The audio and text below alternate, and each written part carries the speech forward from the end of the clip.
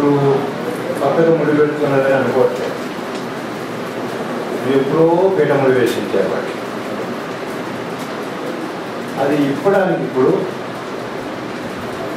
ఒక ప్రయత్నం జరుగుతున్నప్పుడు అది సహజంగానే చర్చకొస్తుంది. ఇక్కడ మా మిత్రుడు ఇప్పుడు మేము ఒక నిర్ధారణ స్థితిలో పడ్డాం.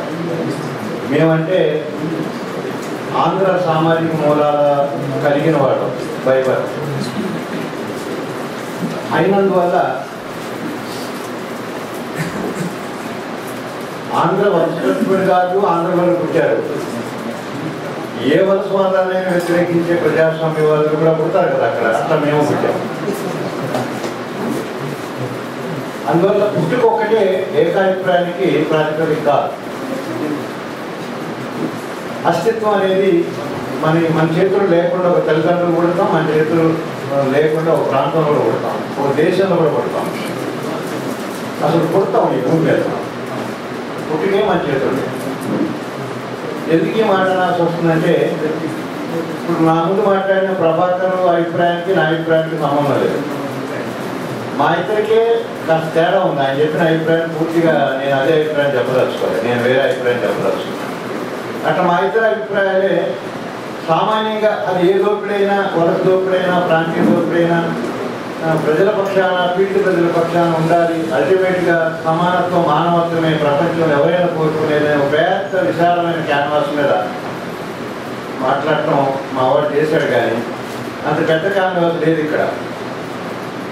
విభజన అప్పుడు హైదరాబాద్ని రాజధానిగా ఎందుకు ముడిపెడుతున్నారు అని ఈ ఒక్క ముడికి సంబంధించిన విషయమే.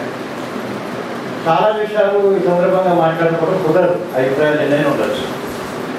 నేను దానికి పరిమితమై మాట్లాడదలుచుకున్నప్పుడు ఒక తేడా వస్తుంది. రెండోది, ఆంధ్ర నాయకత్వం ఎందుకు ముడిపెడుతుంది అన్నప్పుడు వలసాంధ్ర నాయకత్వాన్ని కొంచెం స్పష్టం చేయడం అవసరమేమని నాకు అనిపిస్తుంది. వలసాంధ్ర నాయకత్వం మాట్లాడుతున్న మాటలు వేరు, ఆంధ్రలో ఉండేటటువంటి వాళ్ళు మాట్లాడుతున్నటువంటి మిగతా ఆంధ్రులు సామాన్య ఆంధ్రులు వేరు, వలసాంధ్రులు వేరు. వలసాంధ్ర పెత్తందారి, పెట్టుబడిదారి శక్తులు మాట్లాడుతున్నది ఆంధ్రను మొత్తం ఓనప్ చేసుకొని మాట్లాడుతుండొచ్చు. కానీ it's not the reflection of all Andhra people.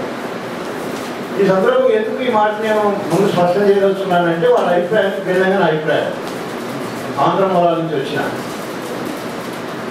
ఈ మాట అర్థం కావాలంటే నేను ఒక మాట చెప్పాను. ముందుగా ప్రొఫెసర్ కొమరయ్య గారు కాకతీయ యూనివర్సిటీ లెక్చరర్గా పనిచేసి ఈ మధ్యకాలం అకాల మరణం పొందారు. ఆయన వ్యాసం రాస్తూ 69 తెలంగాణ ఉద్యమం ఫలితంగా హైదరాబాద్ యూనివర్సిటీ, కాకతీయ యూనివర్సిటీ రెండు మాకు రాయితీలు పడేశారు. ఈ రాయితీల్లో కాకతీయ యూనివర్సిటీ వచ్చేసినాక ఆ యూనివర్సిటీకి తెలంగాణ కోసం తెలంగాణ వాళ్ళు 69లో ఉద్యమం చేస్తే తెలంగాణ వాళ్ళు ఉద్యమం చేసిన దానికి ఇచ్చిన తెలంగాణ రాయితీకి కాకతీయ యూనివర్సిటీ అయితే వైస్ ఛాన్సలర్ మాత్రం ఆంధ్ర వాడు వచ్చాడు. నేను ఆంధ్ర వాడని ఎందుకంటానంటే వలస వాడని అర్థంలో వచ్చాడు. మళ్ళీ నేను ఆంధ్ర వాడని ఎందుకంటానంటే కమ్మ వాడని అర్థంలో. చాలా షేప్స్ ఉన్నాయి దాన్ని. వచ్చాడు అని చెప్తూ ఆయన ఆంధ్ర కులం అని రాశాడు. ఏంటి ఆంధ్ర కులం అంటాడండి? నేను ఆయన ఫోన్ చేసి అడిగాను, ఏంటి పోయి ఆంధ్ర కులం అంటే మీకు తెలియదా తెలంగాణలో మేము కమ్మవాళ్ళని ఆంధ్ర కులం అని అంటాము అన్నాడు.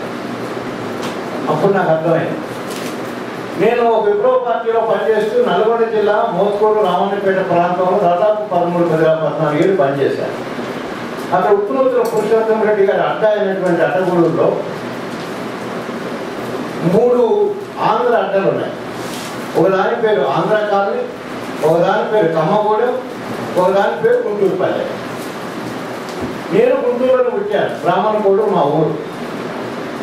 గుంటూరు జిల్లాకు సంబంధించిన ఒక కొల్లూరు మండలానికి సంబంధించి మా స్వగ్రామం. నాకు ఆసక్తిగా ఉంది గుంటూరుపల్లి అంటే గుంటూరులో నేను పుట్టాను కదా, నాకు సంబంధించిన వాళ్ళు ఉంటారేమోనని పోయి చూస్తే గుంటూరుపల్లిలో కమ్మవాళ్ళే ఉన్నారు, ఆంధ్ర కాలనీలో కమ్మవాళ్ళే ఉన్నారు, కమ్మగూడిలో కూడా కమ్మవాళ్ళే ఉన్నారు. Why one caste represents the area, why one caste represents one district అంటే వలసాంధ్ర మూలాలు గుంటూరు జిల్లాలో ఉన్నాయి, దురదృష్టం పోతే నేను ఆ గుంటూరు జిల్లాలో పుట్టాను. వలసాంధ్ర మూలాన్ని వ్యతిరేకించే మూలాలకు సంబంధించిన వాడిగా పుట్టాను కనుక నేనేమో బాధపడట్లేదు అది పుట్టేందుకు. అక్కడ ఉన్న వాళ్ళు కూడా వ్యతిరేకిస్తున్నారు అనే మిగతా వాళ్ళకి ఒక ప్రజాస్వామ్యవాదిని కానీ నేను అందుబాటులో ఒక వస్తున్నందుకు నాకేమీ బాధగా లేదు, గర్వంగానే ఉంది. ఆ రకంగా నేను ఈ మూలాల గురించి చెప్పాల్సి వస్తుంది. ఇక్కడ నేను స్పష్టం చేసింది ఏమిటంటే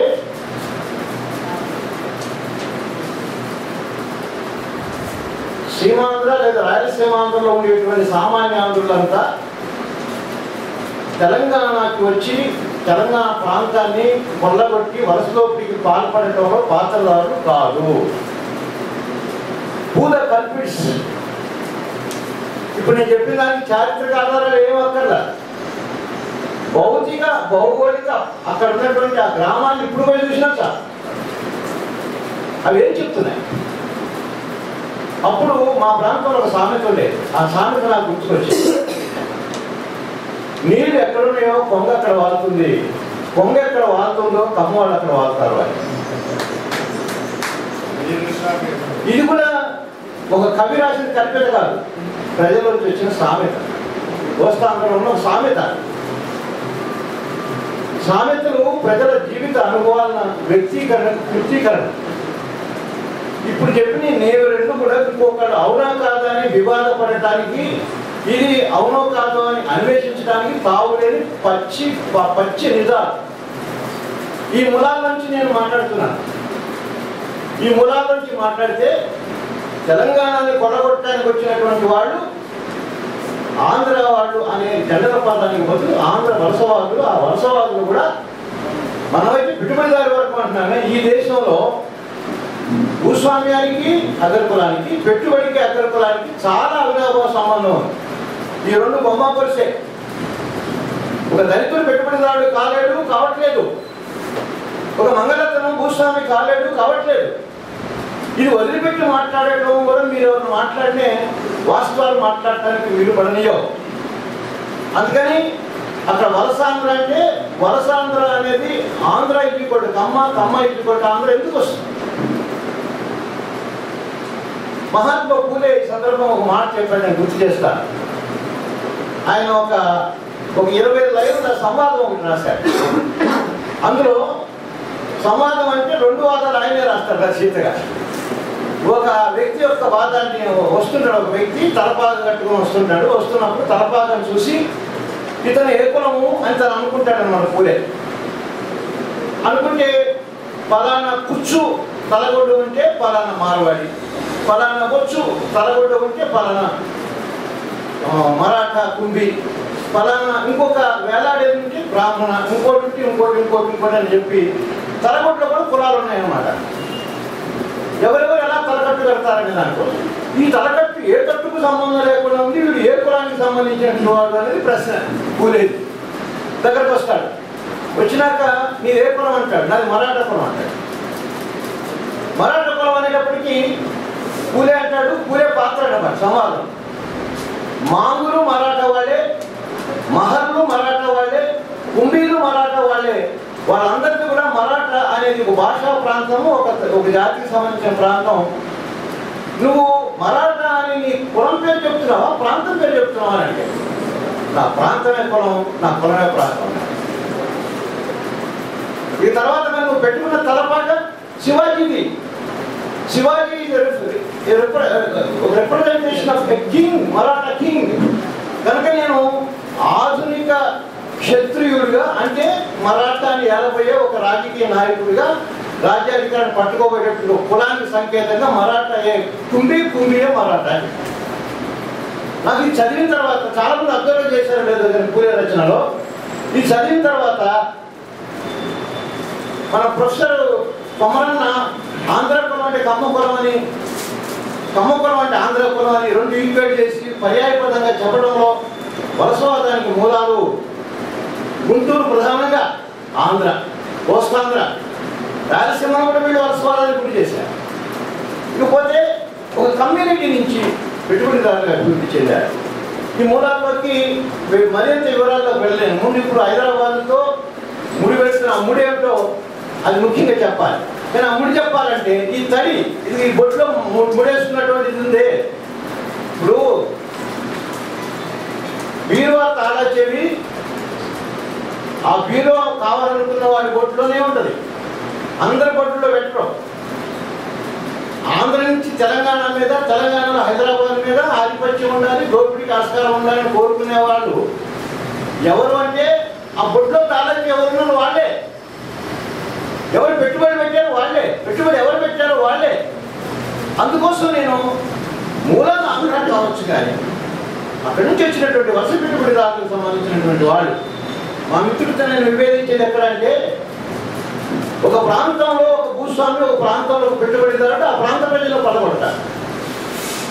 అదే ప్రాంత ప్రజలు దాన్ని సామాజికంగా అదే ప్రాంతంలో ఉండి అదే ప్రాంతానికి సంబంధించిన ఒక సామాజిక వర్గం వాళ్ళు దోపిడీ చేశారని అనుకుందాం. కానీ ఒక ప్రాంతంలో అభివృద్ధి చెందినటువంటి ఒక సామాజిక వర్గం, నేను ఒక ప్రత్యక్ష ఉదాహరణ చెప్తా. ప్రకాశం జిల్లాలో ఒక ప్రాంతంలో ఊరి పేరు చెప్పడం మా వాళ్ళకి ఒక కోపం వస్తుంది. ఆ ఊళ్ళో మొత్తం భూములన్నీ కమ్మాస్తాయి. ఆ భూములన్నీ పొగాకు పండించేవే. పొగాకు పండించేది ఒకటే పంట, భూములన్నీ ఒకే కులం చేతిలో ఉన్నాయి. వాళ్ళకి సంబంధించినటువంటి వాళ్ళకి హైదరాబాద్లో అక్కడ ఎంత ఆస్తులు ఉన్నాయో అంత రెట్టింపు ఆస్తులు ఉన్నాయి. ఆ ఊళ్ళో ఆ కమ్యూనిటీ తప్ప ఎవరికి ఒక సెంటు భూమి లేదు. ఆ ఊళ్ళో వాళ్ళకి హైదరాబాద్లో ఉన్న ఆస్తులు ఎట్లయితే ఉన్నాయో ఆ ఊళ్ళో మరెవరికి హైదరాబాద్లో ఆస్తులు లేవు. అంటే నేనేమన్నానంటే, ఆంధ్రలో ఒక జిల్లాలో ఒక మండలంలో మొత్తం భూములు ఒక కమ్యూనిటీ చేతిలో ఉంటే దాని ద్వారా వచ్చినటువంటి కొల్లగొట్టినటువంటి అక్కడ కొట్టగొట్టిన పెట్టుబడితో హైదరాబాద్లో తీసుకొచ్చి క్యాపిటల్ పెట్టగలుగుతున్నాడు అనమాట. వేర్ హీ ఎక్యూజ్ క్యాపిటల్, ఎక్కడ అతను ఆ పెట్టుబడిని సంపాదించగలిగాడు. అక్కడ పెట్టుబడి అక్కడ ప్రజలు కొట్టగొట్టి సంపాదించిన పెట్టుబడితో అక్కడే ఉన్నాడు వాళ్ళు. ఈ పెట్టుబడి మరొక చోట పెట్టడం కోసం ఉపయోగిస్తాడే, అప్పుడు అది వలస పెట్టుబడి అవుతుంది. ఆ ఊళ్ళో